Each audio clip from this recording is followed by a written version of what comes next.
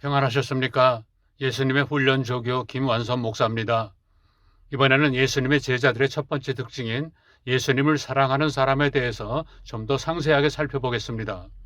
상반되는 이야기를 덧붙임으로써 내용을 강조하려고 합니다. 누군가를 사랑하면 반드시 겉으로 그 증거가 드러나게 되어 있습니다.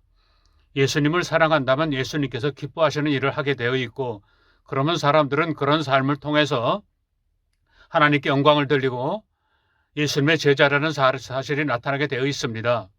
첫 번째로 예수님을 사랑하는 사람은 예수님의 마음에 관심이 있는 사람입니다. 예수님을 사랑하는 제자는 누구보다도 예수님의 마음이 관심이 깊을 것입니다. 예수님께서 과연 어떤 일을 기뻐하실까? 이 일이 예수님께 영광이 될까? 혹시 이 일 때문에 내가 아니라 예수님이 비판받게 되는 것은 아닐까 생각하게 되어 있습니다.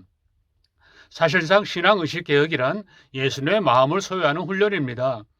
예수님의 마음을 가감없이 느끼고 그것이 우리의 의식 속에 뿌리 깊게 내려서 외부의 자극에 예수님의 마음으로 반응하게 되는 것입니다. 예수님의 마음은 성경에 다 기록되어 있습니다. 관념적인 말씀이 아니라 말씀 그 자체를 순수하게 읽으려고 하면 예수님의 마음이 보입니다. 완전할 수는 없지만은 예수님의 제자는 예수님의 마음을 알기 위해 힘쓰는 사람입니다. 두 번째로 예수님을 사랑하는 사람은 예수님의 뜻대로 행하려고 하게 되어 있습니다. 예수님의 마음을 알려는 목적은 예수님의 마음으로 행하기 위해서입니다. 물론 겉으로 드러나는 하나님의 뜻이 있습니다. 그러나 우리는 그 뜻 속에 들어있는 하나님의 마음을 알기 위해 애를 써야 됩니다. 겉으로 드러나는 명령이 아니라 그 명령을 내리셔야만 하는 하나님의 마음을 말하는 것입니다. 마찬가지로 예수님의 제자들은 예수님의 말씀 속에 들어있는 예수님의 마음을 깨닫기 위해서 노력해야 됩니다. 예수님의 마음을 알게 되면 예수님의 말씀대로 행하는 일이 쉬워집니다. 목적이나 방향을 모르는 채 그냥 말씀이 예수님의 뜻이라고 생각한다면 사실상 아무 의미 없는 신앙생활을 할 수도 있습니다. 더 나아가 마치 바리새인들처럼 율법화하여 오히려 예수님으로부터 멀어질 수도 있는 것입니다.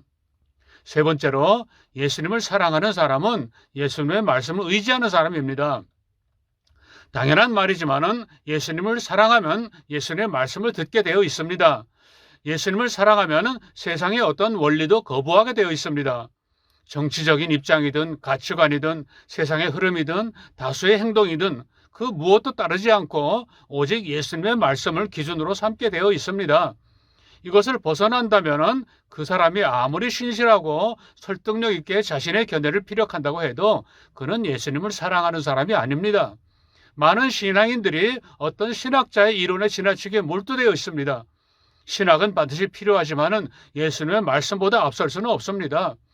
교단이나 교파의 특정 신학을 받아들이되 그 신앙의 밑바탕이 되는 예수님의 말씀을 전제로 하고 받아들여야 됩니다. 그래야 예수님의 참 제자가 될 수 있습니다. 그런데 우리의 실상은 제자의 모습과는 너무나도 동떨어지는 모습들을 보이고 있는 것이 현실입니다.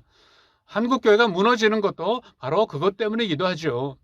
우리는 이상적인 예수님의 제자의 모습도 깊이 배우고 훈련해야 되지만은 예수님의 제자의 모습과는 전혀 다른 우리의 현실을 또 깊이 살펴봐야 됩니다. 우리는 어떤 사람들일까요? 어떤 특성을 가지고 있을까요? 첫 번째로 우리는 예수님께는 관심이 없습니다. 사랑을 받기만 하려는 사람은 상대방에는 관심이 없습니다. 어린아이들은 오직 자기 자신의 필요 때문에 부모에게 의존합니다. 오늘날 기독교 신앙인들의 의식이 여기에서 별로 벗어나지 못하고 있습니다. 제자가 아니라 학생도 되지 못하고 있습니다. 대개는 제자 훈련이라고 하면서도 제자가 되는 일에 관심이 있는 것이 아니라 교육이나 지식적인 면만을 부각시킬 뿐입니다. 말씀 묵상도 자기중심적으로 합니다. 아닙니다. 우리는 우리 자신이 아니라 오직 예수님께 관심을 둬야 됩니다. 그래야 예수님의 제자로 성장할 수 있습니다. 두 번째, 우리들의 모습은 자기중심적으로만 모든 것을 판단합니다. 어린아이의 특징은 모든 것이 자기중심적이라는 것입니다. 기독교 진리의 가장 큰 방해 요소가 바로 자기중심적 신앙입니다. 이런 의식을 깨는 것이 예수 마음 제자반이고 신앙의식 개혁운동입니다. 믿음의 선진들도 이런 자기중심적 의식이 깨트려졌을 때 하나님께서 크게 사용하셨습니다. 하나님은 이것을 깨뜨리시기 위해 고난과 역경을 허락하셨던 것입니다. 세 번째로 우리의 모습은 마치 어린아이 같은 신앙의 모습이다. 한마디로 오늘날 대개의 기독교인들은 어린아이와 같은 신앙을 가지고 있을 뿐입니다. 기독교가 진리와 생명으로서 역할을 감당하지 못하게 된 가장 큰 원인이 바로 어린아이와 같은 신앙입니다.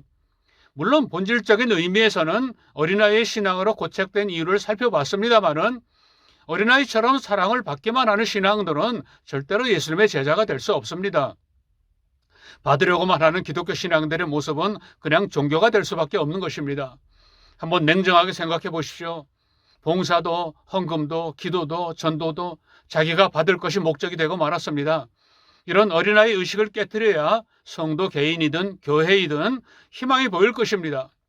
어린아이와 같은 믿음과는 전혀 다른 이야기입니다. 그것은 겸손하고 전적 의지를 말하는 것이기 때문입니다. 이런 사람들을 무엇이라고 할 수 있을까요? 예수님을 사랑하지 않는 사람들은 사랑을 받기만 하는 사람들이라고 할 수 있습니다. 사랑을 받는 데만 관심을 가진 사람은 예수님의 마음에 관심을 가질 수 없습니다. 예수님의 말씀을 의지하지도 않고 예수님의 뜻을 행할 마음도 없습니다. 말씀을 의지하고 묵상하긴 하는데 순전히 자기 필요에만 관심이 있습니다. 예수님의 사랑을 받기만 하는 사람들은 모든 것을 자기중심적으로만 받아들이기 때문에 변화가 일어날 수가 없습니다. 알기는 잘 알지만 그 아는 것 때문에 오히려 영성의 회방을 받습니다. 우리는 대개 예수님을 사랑하는 것이 아니라 예수님의 사랑을 받기만 하려는 사람들입니다. 여기에 너무나도 익숙해져 있습니다. 빨리 깨우치고 돌이켜야 됩니다. 이제 전체적으로 압축합니다. 예수님의 제자는 오직 예수님입니다. 그러나 그렇지 못한 대개의 사람들은 오직 자기 자신입니다. 참된 제자는 오직 예수님으로 나아가야 됩니다. 오직 자기 자신인가 아니면 오직 예수님인가? 오직 예수님이 아닌 사람들은 전부 오직 자기 자신이라는 사실을 알아야 됩니다. 이상으로 예수님의 참 제자의 첫 번째 특징인 예수님을 사랑하는 사람에 대해서 살펴봤습니다. 다음 시간에는 예수님의 참 제자의 두 번째 특징인 예수님을 따르는 사람에 대해서 살펴보겠습니다. 평안하시기 바랍니다.